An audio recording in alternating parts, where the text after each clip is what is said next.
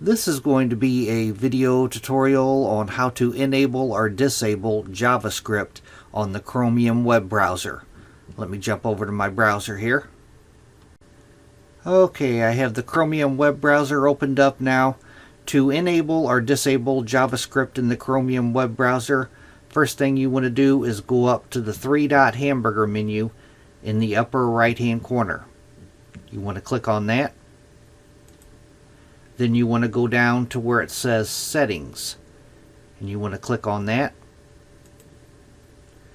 Now in the pane off to the left hand side, you want to click on Privacy and Security. Then you'll scroll down a little bit and you want to click on Site Settings. Then you'll scroll down and right here, JavaScript. You want to click on JavaScript. And right in here is where you enable and disable JavaScript. By default, JavaScript is enabled on the Chromium web browser, but to disable it, you just toggle on this bottom one here. Don't allow sites to use JavaScript. That is disabling JavaScript.